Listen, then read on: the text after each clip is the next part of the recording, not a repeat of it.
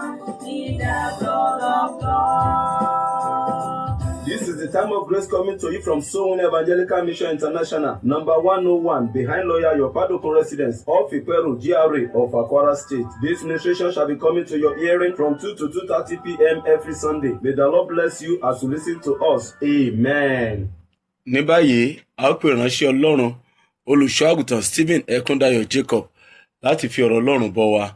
We shall now call on the man of God, Pastor Stephen Ekundayo Jacob, to feed us with the word of God. Ẹ jẹ́ kí a gbàdúrà.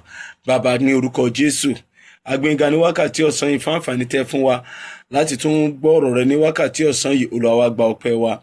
A dúpẹ́ fún ìgbà gbogbo olùgbọ̀wọ́ ètò yìí. A dúpẹ́ fún oore ọ̀fẹ́ tẹ́ fi fún wọn láti mú kí iṣẹ́ rẹ̀ kó tẹ̀síwájú. Olúwa gba ẹ̀yìn wa. Bàbá, gbàdúrà gbogbo olùgbọ̀wọ́ ètò yìí, ẹ bùkún ayé wọn. Oore ọ̀fẹ́ rẹ̀ kó máa bí sínú ayé wọn. Ilé ológo má jẹ́ pàdánù rẹ̀. Ọwọ́ rere yín kó wà nínú ayé wọn. Gbogbo olùgbọ́rọ̀ yìí ní ọ̀sán yìí, ẹ wá bá wọn pàdé. Ẹ túmọ̀ rẹ̀ fún ọkàn wọn. Gbogbo àìní ẹnìkọ̀ọ̀kan ẹ bá pàdé o. Lẹ́yìn ayé ìkájọba pẹ̀lú yín. Adúpẹ́ nítorí pé ti gbọ́ àdúrà. Ní orúkọ Jésù Kristi ni a gbàdúrà. Àmín. We thank God for the opportunity given to us again this afternoon. For a few weeks now, we've been studying an important topic which is very essential for every humankind, titled Salvation. And having studied those titles in series, today we want to continue on that series lecture by studying this topic that says 8 good practices but does not replace salvation. 8 good practices but does not replace salvation. Láti bí ọ̀sẹ̀ díẹ̀ láti ń ṣe àgbéyẹ̀wò kókó pàtàkì tó ní ṣe pẹ̀lú ìgbàlà. A rẹ̀ ti ń kíyèsí ní ìsọ̀rí àti kíyèsí ní ìjẹ́jọ́ lórí ohun mẹ́jọ tí ó dára ṣùgbọ́n tí kò sọ èèyàn di ẹni ìgbàlà. Bí àwọn nǹkan wọ̀nyí ṣe dára tó ṣùgbọ́n kò sọ ènìyàn di ẹni ìgbàlà. Ọlọ́run retí rẹ̀ nínú ayé wa gẹ́gẹ́ bí ẹ̀dá ènìyàn, gẹ́gẹ́ bí olùgbàgbọ́. Ó ń retí àwọn nǹkan wọ̀nyí ṣùgbọ́n síbẹ̀síbẹ̀ kò tí ì sọ wá di ẹni ìgbàlà láìsí pé a bá gba Jésù Kristi ní Olúwa àti olùgbàlà wa kí a sì ronúpìwàdà kó nínú ẹ̀ṣẹ̀ wa. As good as those things are, yet the salvation of our soul is very, very important and essential. We are studying this from the life of Cornelius in the Bible. Last week we've studied that among the 8 things that are very good that we need to do, we need to practice, but does not replace salvation. One of them is religion. You can be religious or devoted, but that cannot replace salvation.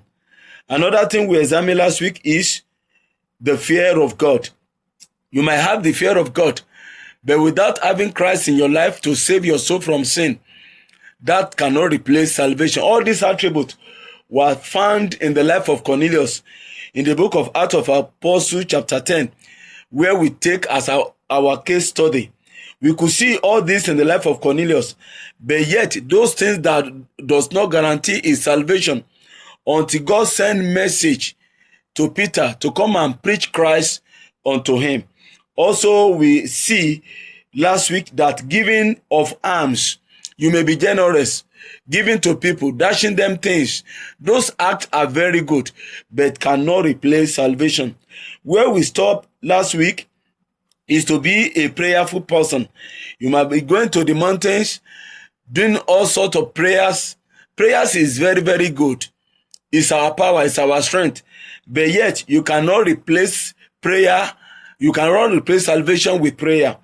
All those things we mentioned last week, the 4 points where we stopped. But today, we continue on the remaining 4. Don't forget, we are studying the 8 good practices, but does not replace salvation. O mẹ́rẹ̀ẹ̀rin tá a ti gbéyẹ̀wò ní ìjẹ́jọ́, àti kíyèsí wípé jíjẹ́ ẹlẹ́sìn kò sọ èèyàn di ẹni ìgbàlà. Àti gbéyẹ̀wò náà ayé Cornelius bí ó ṣe jẹ́ ẹlẹ́sìn, ṣùgbọ́n tí eléyìí kò rọ́pò ìgbàlà.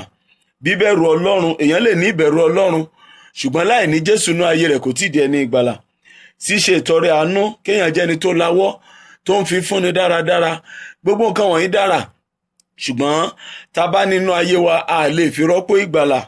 Èyí fi hàn fún wa wípé ọ̀rọ̀ ìgbàlà ṣe pàtàkì ju gbogbo àwọn nǹkan tá fẹ́ fi rọ́pò rẹ̀ wọ̀nyí lọ. Torí láǹfààní yòówù ká lè nínú ayé wa, a gbọ́dọ̀ rí wípé ìgbàlà ọkàn wa jẹ wá lógún. Ìwé Hébérù wípé àwa ó ti ṣe là bí a kò bá ná ní ìgbàlà ńlá bí èyí. Níbi tá a ti dáńdó ní ìjẹ́jọ́ àti kíyèsí wípé jíjẹ́ ẹni tó ń gbàdúrà, àdúrà dá ohun tí ẹni agbára onígbàgbọ́, ṣùgbọ́n a ò lè fi rọ́pò ìgbàlà àyàfi ìgbà tá a bá fi ayé wa fún Jésù, tá a gbà ní Olúwa àti olùgbàlà wa, tá a pinnu láti ronúpìwàdà kó nínú ẹ̀ṣẹ̀ wa. Kókó karùn-ún fún ti òní, rírí ìran, to be seeing vision. You can be blessed with the gift of vision. We see this in the life of Cornelius, but yet to be somebody that see vision does not replace salvation. Remember Nebuchadnezzar in the Bible, who saw the vision. He saw even the Son of God in the furnace fire, but yet that does not mean he was saved. It doesn't replace salvation. Let's see Acts of Apostles chapter 10, verses 3 to 6. Don't forget we are studying the life of Cornelius in the Bible. Acts 10, verse 3 to 6. Níwọ̀n wákàtí kẹsàn-án ọjọ́, ó rí nínú ìran kedere. Áńgẹ́lì Ọlọ́run kan wọlé tọ̀ wá, ó sì wí fún pé Cornelius. Nígbà tó sì tẹjúmọ́, tí ẹ̀rù sì bà, ó ní kí ni Olúwa? Ó wí fún pé àdúrà rẹ àti ọrẹ àánú rẹ ti gòkè lọ wájú Ọlọ́run fún ìrántí. Sì rán ènìyàn nísinsìnyí lọ sí Jópa, kí wọ́n sì pe Símónì wá, ẹni tí àpèlé rẹ̀ ń jẹ́ Pétérù. Ó wọ̀ sílé ẹnìkan Símónì aláwọ, tí ilé rẹ̀ wà létí òkun. Ó ní yóò sọ fún ọ bí ìwọ ó ti ṣe. Ẹ rí wípé àmúyẹ ìdára nínú ayé ẹ̀dá. Ó jẹ́ ẹni tó ń ríran kedere, kò rí báibái. Very very accurate. Ìran rẹ̀ ó wà accurate. Ohun tó bá náà rí náà ló rí. Ṣùgbọ́n síbẹ̀ ìran yìí o kò sọ di ẹni ìgbàlà. Àyàfìgbà tó gbé ìgbésẹ̀ gẹ́gẹ́ bá ṣe darí rẹ̀ nínú ìran náà pé ránṣẹ́ sí Pétérù, ó ní yóò sọ fún ọ ohun tí ìwọ yóò ṣe. Tá bá sì ká dé ìsàlẹ̀, Pétérù wàásù Jésù fún òun àti ilé rẹ̀, ó sì di ẹni ìgbàlà. So tó bá jẹ́ ẹni tó ní ẹ̀bùn ìran, ó lẹ́ni tó lẹ́bùn àlá, ṣùgbọ́n tó tí ì ní Jésù nú ayé rẹ̀, má fi yẹn rọ́pò ìgbàlà ọkàn rẹ̀. Má fi ọ̀rọ̀ ìgbàlà ọkàn rẹ̀ ṣeré. Ẹ̀bùn dára, o lè ríran. Ẹlòmíì àti ẹ̀ máa yan gàn, aláwọn ò kì í tàsé, ìran tó ń bá rí kì í tàsé. Ó dára bẹ́ẹ̀, oore ọ̀fẹ́ Ọlọ́run ni. Ṣùgbọ́n ìgbé ayé ẹ̀ṣẹ̀ wa ń kọ́. Ìran tó ń rí, àlá tó ń lá, ṣùgbọ́n gbogbo obìnrin ló ti bá sùn tán nínú ilé ìjọsìn rẹ̀, gbogbo ẹgbẹ́ akọrin ló ti bà téètéèté. Kí ni ìtumọ̀ ìran náà tí kò gbà lọ́wọ́ ẹ̀ṣẹ̀? So a ò lè fi ìran rọ́pò ìgbàlà nínú ayé wa, àyàfi ká ní Jésù, ká ronúpìwàdà. You can't replace salvation with vision. You might be gifted and be blessed. Your visions might be accurate, but with all those visions, yet what about the life of sin you are living? Fornication, adultery, drinking, all kind of sin that is in your life. Those things cannot replace salvation. That's why you need Jesus in your life and to repent completely from your sin. The number 6 point, to be faithful before men. Jíjẹ́ olóòótọ́ níwájú ènìyàn. Let's see from Acts of Apostles chapter 10, verse 22. We are studying the life of Cornelius. Acts of Apostles chapter 10, verse 22. Wọ́n sì wí pé Cornelius balógun ọ̀run, ọkùnrin olóòótọ́ tí ó bẹ̀rù Ọlọ́run. You can see the qualifications on the life of Cornelius. He was a faithful man. He even feared God, but yet he's not saved. That's why we are telling you this afternoon that all these qualities might be in your life, but are you saved? Have you given your life to Jesus? Are you free from your sin? Have you ever accepted Christ as your Lord and Savior? If these have not been done in you, you need Jesus Christ. All those attributes are very good, but they can never take you to heaven. That's why we are telling you this afternoon. Gbogbo àwọn àmúyẹ wọ̀nyí mọ̀ dára o, ó mọ̀ yẹ ni dáradára. Ṣùgbọ́n síbẹ̀, bí o kò bá ní Jésù nú ayé rẹ, kò mọ lè gbé ọ dé ìyà nípẹ̀kun. Jẹ́ kí ọ̀rọ̀ Ọlọ́run là mọ́lẹ̀ fún wa nínú ìwé Oníwàásù orí 7 ẹsẹ̀ 20. A rí Cornelius nínú ìṣàn àpọ́sítélì yẹn. Ó jẹ́ olóòótọ́ níwájú ènìyàn. Àwọn èèyàn lè gbẹ̀rí rẹ̀ jẹ́ pé èèyàn olóòótọ́ ni. Ọ̀gá iléeṣẹ́ lè gbẹ̀rí rẹ̀ jẹ́. Àwọn aládùúgbò lè gbẹ̀rí rẹ̀ jẹ́ pé olóòótọ́ ni ọ́. Bóyá iṣẹ́ tó ti ń ṣe gan nítorí pé òótọ́ tó ń sọ ló jẹ́ ń gbà ọ́ sẹ́nu iṣẹ́, ṣùgbọ́n yẹn ń ṣe ìgbàlà o. O lè fi òótọ́ tó ń sọ kó fi wá sọ pé torí náà ó ti dẹni ìgbàlà. Gbọ́n tí ọ̀rọ̀ Ọlọ́run sọ kí wọn náà lè mọ̀ wípé o nílò Jésù kó o sì ronúpìwàdà ẹ̀ṣẹ̀ rẹ kí ìgbàlà rẹ tó lè dájú. Oníwàásù orí 7 ẹsẹ̀ 20, Ecclesiastes chapter 7 verse 20. Oníwàásù orí 7 ẹsẹ̀ 20, ó ní nítorí tí kò sí olóòótọ́ ènìyàn, gbọ́ dáadáa, nítorí tí kò sí olóòótọ́ ènìyàn lórí ilẹ̀ tí ń ṣe rere tí kò sì dẹ́ṣẹ̀. Ẹ ò rí báyìí? Sẹ́ni pé gbogbo ìjó lóòótọ́, bó bá ṣe àkáǹtì agúnrégé, bọ́n bá béèrè lọ́wọ́ rẹ bó bá ṣe rí ló wí, kò sí èké nínú ọ̀rọ̀ rẹ, eléyìí dára púpọ̀. Ṣùgbọ́n ìbéèrè tí ọ̀rọ̀ Ọlọ́run bí ọ ni pé ǹjẹ́ o ti gba Jésù? Lẹ́nu iṣẹ́ rẹ o ì parọ́, lẹ́nu okòwò rẹ o ì ṣèké. Tó bá sọ pé bẹ́ẹ̀ ni eléyìí dára púpọ̀. Ṣùgbọ́n ǹjẹ́ o ti ní Jésù nínú ayé rẹ? Nítorí ohun ayé yóò báyé lọ o, òpin ó dé bá gbogbo ìṣe wa nínú ayé. Ṣùgbọ́n ìgbàlà ọkàn rẹ, èyí tí yóò mú ìrònúpìwàdà kó nínú ẹ̀ṣẹ̀, tí ó fún ọ ní ìyè àìnípẹ̀kun nípa níní Jésù, ǹjẹ́ o ti ní? Má gbàgbé ohun 7 tó dára ṣùgbọ́n tí kò sọ ènìyàn di ẹni ìgbàlà. Lórí abala ìkẹfà táwà, ó ní to be a faithful or righteous person. Point number 7, jíjẹ́ ènìyàn rere níwájú gbogbo ènìyàn. Look at another point. To be a very good person before all the people. People can speak good of you. They can speak well of you as a senator, as a commissioner, even as a president, that person is good. That person is good to his constituency. Saying all sorts of good things concerning you. All those things, attributes are very, very good. They are requirements from men. But my question to you is, are you saved? Have you gotten Jesus Christ in your life? Have you repented from your sin? In order to be qualified for the kingdom of God, is your name in the book of life? You might be a good person before all the people. Even the Bible said Cornelius was a good person before the nation of the Jew. They can speak well of him. Maybe they are speaking good of you in this country. Oh, that this man is good, is qualified for this position, qualified to that, is very good, is very generous, very faithful. All those things are very good. You are accountable on the post you are holding. That's very good. But do you have Jesus in order to make heaven? Have you repented from your sin? Let's hear what the Bible says. Acts of Apostles chapter 10 verse 22. Cornelius mọ̀rẹ́ o, wọ́n ló jẹ́ ènìyàn rere níwájú gbogbo orílẹ̀-èdè èèyàn Júù. Ìwọ náà dára ládùúgbò, ó dára nínú ipò òṣèlú tá a yàn ọ́ sí, ó dára lórílẹ̀-èdè, bóyá ààrẹ tilẹ̀ ní ọ́, gómìnà tàbí kọmíṣánná tàbí mínísítà, òun ṣẹ̀tọ́, gbogbo èèyàn ló ń sọ rere nípa rẹ̀, eléyìí dára, ohun tá à ń retí náà nìyẹn. Ṣùgbọ́n ayé ò báyé lọ. Ìbéèrè mi sí ọ ni pé ìjọ ti ní Jésù tí ó mú ọ yẹ fún ìyè àìnípẹ̀kun, pé lẹ́yìn tó ń gbogbo bá parí láyé tó fi tún lọ sọ́run àpáàdì tó fi jọba pẹ̀lú Kristi. A ò gbọ́dọ̀ fi gbogbo àwọn nǹkan wọ̀nyí rọ́pò ìgbàlà. À ń gba ìgbàlà nípa ìgbàgbọ́ wa nínú Jésù, ká sì ronúpìwàdà kúrò nínú ẹ̀ṣẹ̀. Iṣẹ́ Àpọ́stélì orí 10, ká gbọ́n tá a sọ nípa Cornelius. Orí 10 ẹsẹ̀ 22. Acts of Apostles 10 verse 22. Wọ́n sì wí pé Cornelius balógun ọ̀rún, ọkùnrin olóòótọ́ àti ẹni tí ó bẹ̀rù Ọlọ́run, tó sì ní orúkọ rere lọ́dọ̀ gbogbo orílẹ̀-èdè àwọn Júù. Òun àti ọ̀dọ̀ Ọlọ́run kọ́ nípasẹ̀ áńgẹ́lì mímọ́ láti ránṣẹ́ pè ọ́ wá sí ilé rẹ̀ láti gbọ́ ọ̀rọ̀ ní ẹnu rẹ̀. Ẹ worú àmúyẹ ńlá yìí. Ó jẹ́ ènìyàn rere nínú gbogbo àwọn èèyàn Júù. Láàrin àwọn èèyàn Júù, wọ́n sọ̀rọ̀ rẹ̀ ní rere. Bóòní bá ti dùn tó kó dára tó, pé gbogbo ẹ̀ tẹ́ wà ní ipò gíga, ní ipò adarí ní orílẹ̀-èdè yìí, ní ẹkùn tẹ́ wà, ní ìletò tẹ́ wà, ẹ̀yin gómìnà, ẹ̀yin chairman, ẹ̀yin kánsílọ̀, ká lè rí yín gẹ́gẹ́ bí ènìyàn rere tó ń ṣe ohun tó tọ́, tó ń ṣe ohun tó yẹ, tí kì í gbé owó òlú mì tàbí kán lù ní pọ́npọ́.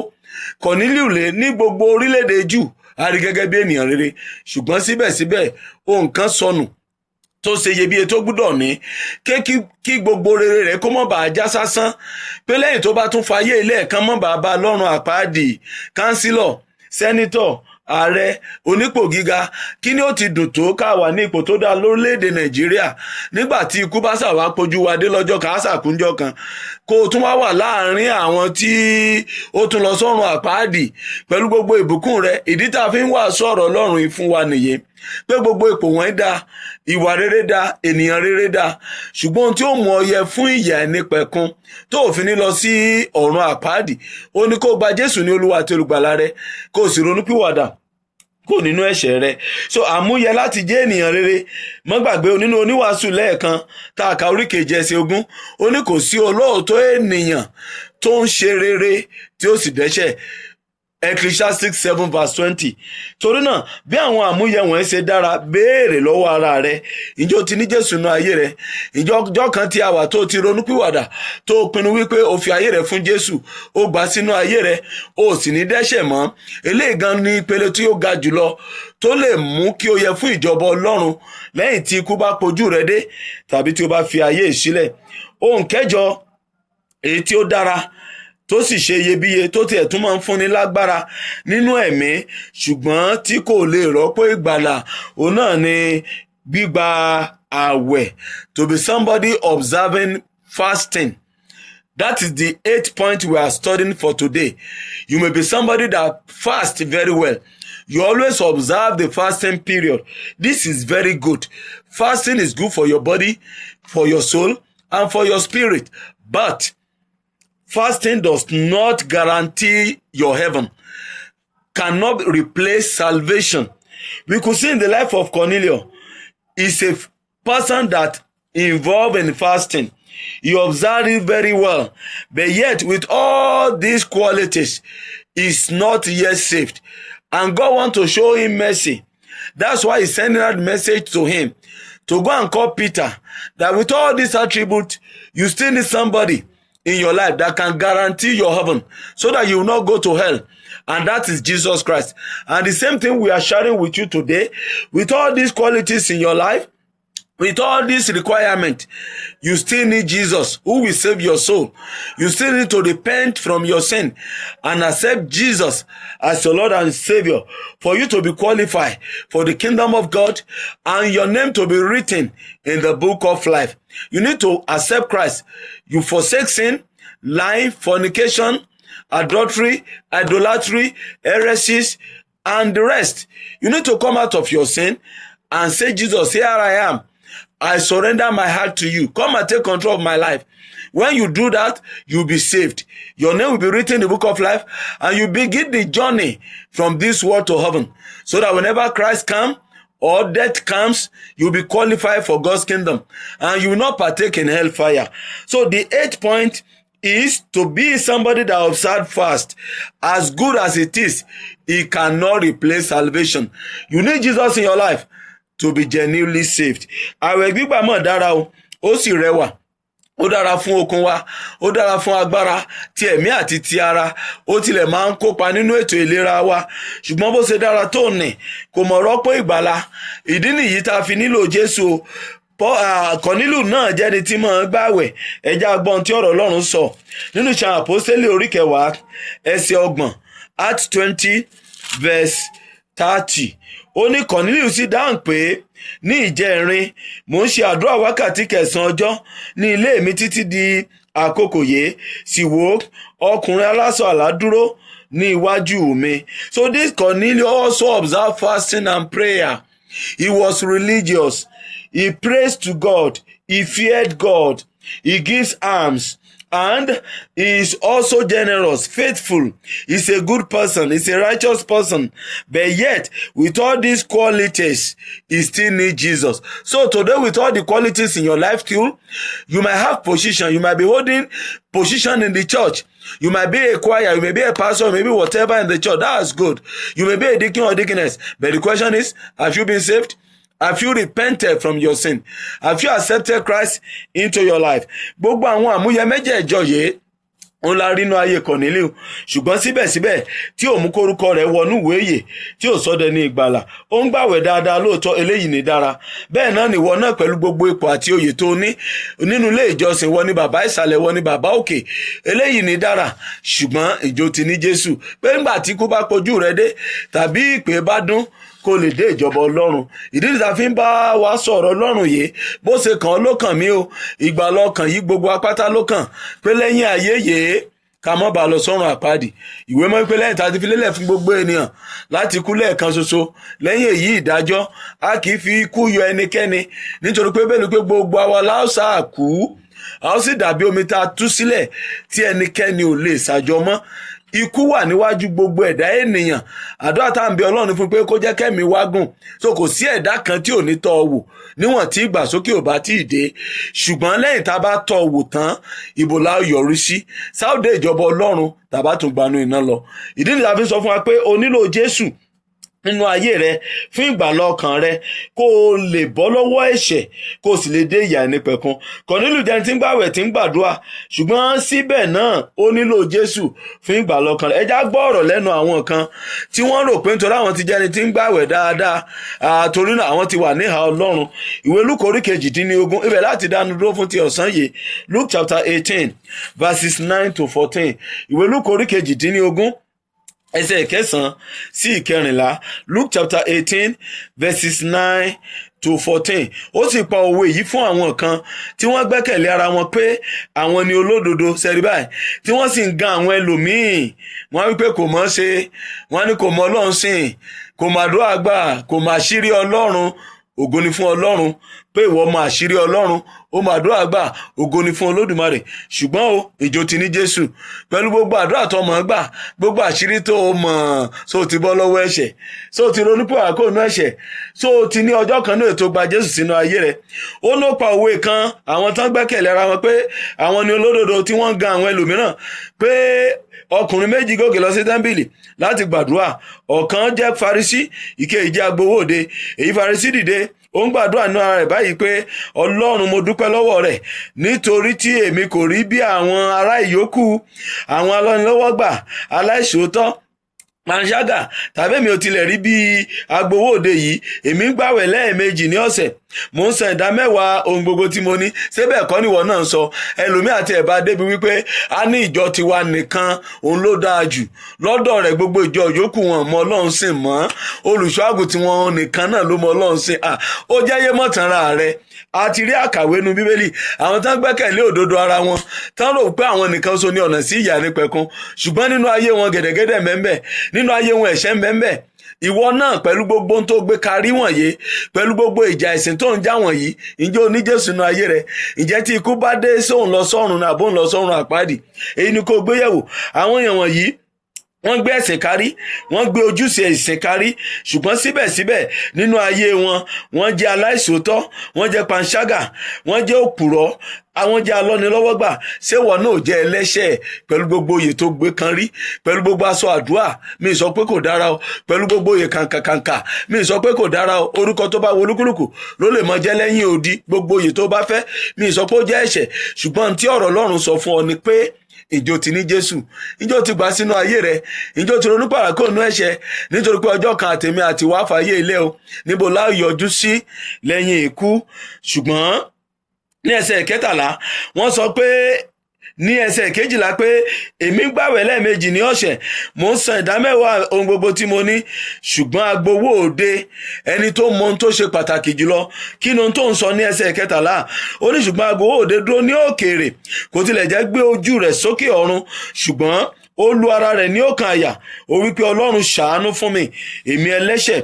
Mo wí fún yín, ọkùnrin sọ̀kalẹ̀ lọ sílé rẹ̀ ní ìdáláre ju èkejì lọ, nítorí ẹni tó bá gbé ara rẹ̀ ga, òun ni a ó rẹ̀ sílẹ̀, ẹni tó bá sì rẹ̀ ara rẹ̀ sílẹ̀, òun la ó gbé ga. Wo ọkùnrin yìí, ó rí ara rẹ̀, ó ní Olúwa ṣàánú fún mi, ó rí ara rẹ̀ gẹ́gẹ́ bí òtòṣì ẹlẹ́ṣẹ̀, gẹ́gẹ́ bí ẹni tí kò yẹ, kò ní ohun ìṣògo.